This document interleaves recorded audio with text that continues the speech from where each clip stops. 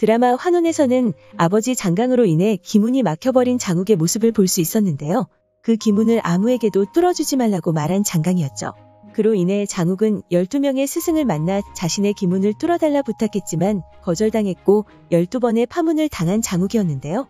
그렇게 12번째 파문을 당하는 장면에서는 자신이 파문을 의도하는 모습을 볼 수 있었죠. 그리고 돌아온 장욱은 자신의 기문을 열기 위해 취선루에서 여러 가지 정보를 수집하려는 모습을 볼 수 있었는데요. 그러던 중 낙수가 환혼한 무더기를 만나게 되고 그녀의 눈을 보고 장욱은 무더기가 낙수의 환혼인이라는 사실을 알게 됩니다. 이후 무더기를 자신의 스승으로 만들려는 장욱이었는데요. 손님에 몰래 들어간 무더기를 구한 장욱은 그녀가 낙수의 환혼인을 안다는 것을 밝히게 됩니다. 그리고 그녀에게 자신의 기문을 뚫어달라 말했고 그런 그에게 자신의 기력이 떨어져 있어 자신의 검이 필요하다는 무더기였는데요.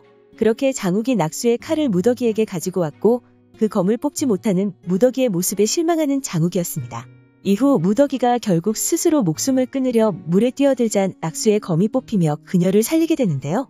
그 이후 무더기는 자신의 기력을 되찾기 위해 장욱이 필요해졌고 그에게 독을 먹여 결국에는 장욱의 기문이 뚫리게 되었습니다. 그렇게 장욱의 아버지 장강으로 인해 막힌 장욱의 기문이 뚫리는 것을 확인할 수 있었는데요. 과연 왜 장강은 장욱의 기문을 막아버린 것인지 궁금해졌습니다. 방영된 2화에서는 장욱의 기문을 막는 장강의 모습을 확인할 수 있는 장면이 나왔는데요.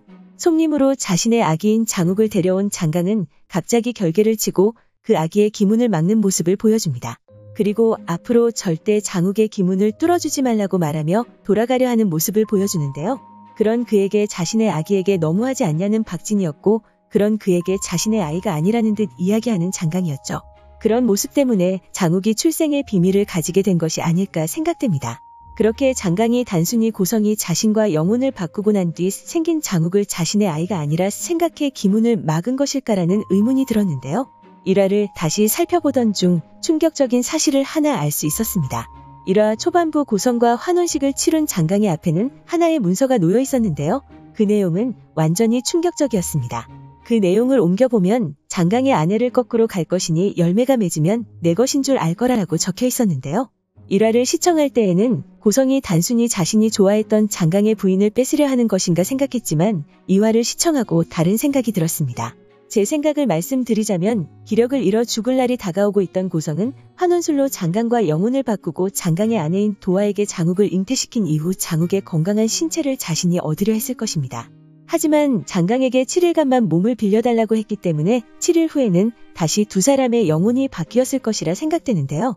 그 문서에 적혀있던 열매는 장욱일 것이라 생각되고 장욱의 건강한 신체를 가지기 위한 고성의 계획이었을 것입니다. 그렇게 고성이 죽음을 맞이하기 전 다른 환혼술사로 인해 장욱의 몸에 혼을 옮겨놓았을 것이라 생각되고 그 사실을 장강이 알게 되었을 것이라 생각되는데요.